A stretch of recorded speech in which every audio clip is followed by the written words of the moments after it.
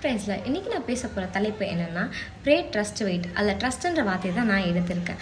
பைபிளில் ட்ரஸ்ட்டுன்ற வார்த்தை 140லேருந்து 180 தடவை கொடுக்கப்பட்டிருக்கு. அப்போ ட்ரஸ்ட்டுன்ற ஒரு விஷயம் நம்ம லைஃப்பில் எவ்வளோ ஒரு முக்கியமானது இல்லை. நான் யாரை ட்ரஸ்ட் பண்ணுவேன்? என் ஃப்ரெண்டை ட்ரஸ்ட் பண்ணுவேன். அவகிட்ட ஒரு விஷயம் ஒரு நம்பி ஒன்று சொன்னேன்னா அவள் யார்கிட்டே சொல்ல மாட்டா அப்படின்னு அவளை நம்புவேன்.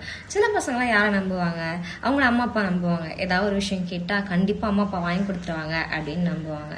இப்போ நீங்களும் நானும் காட் மேலே எவ்வளோ நம்பிக்கை வச்சுருக்கோம்?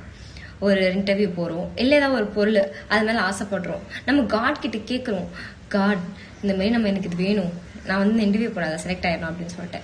ஆனால் நம்ம அங்கே போயிட்டு நம்ம ஃபுல் எஃபர்ட்டை போட்டுட்டு அது நடக்குமா நடக்காதா, அந்த பொருள் நம்ம கைக்கு வருமா வராதா அப்படின்னு 50-50% இருப்போம். காட் மேலே பாதி நம்பிக்கை தான் இருக்கும், பாதி நம்பிக்கை இருக்காது.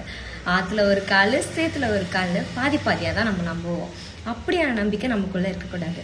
யோபு சொல்கிறாரு, அவர் என்னை கொன்று போட்டாலும் அவர் மேல் நம்பிக்கை இருப்பேன். அப்போ யோபு கடவுளை எவ்வளோ நம்பியிருக்காருல்ல. அதே மாதிரி தான் நீங்களும் நானும் கடவுள் மேலே நம்பிக்கை வைக்கணும்.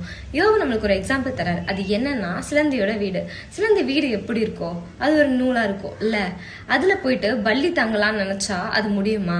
அதாவது பல்லி கை வச்சாலோ இல்லைன்னா பல்லி அது மேலே சாஞ்சாலோ அந்த சிலந்தியோட வீடே கலைஞ்சு போயிடும். அந்த மாரி தான் நம்ம நம்பிக்கை வச்சிருப்போம் ஒரு விஷயத்து மேலே, அது கண்டிப்பாக காட் கொடுத்துருவாரு அப்படின்னு சொல்லிட்டு. அதில் ஏதாவது ஒரு சில தடங்கள் வந்துச்சுன்னா உடனே காட் நமக்கு இது தரமாட்டாங்க, அது நம்ம கிட்ட இருந்து போயிடுச்சு அப்படின்னு நம்ம நம்பிக்கையை இழந்துருவோம். ஆனால் கடவுள் உங்ககிட்ட சொல்றாரு, நிச்சயமாகவே முடிவு உண்டு, உன் நம்பிக்கை வீண் போகாதுன்னு. இன்னைக்கு இந்த வசனம் உங்களுக்கும் எனக்கும் தான் கொடுக்கப்பட்டிருக்கு. ஸோ நம்புங்க, உங்களுக்கானது வரும் வரை நீங்க காத்திருங்க. ஆமென்.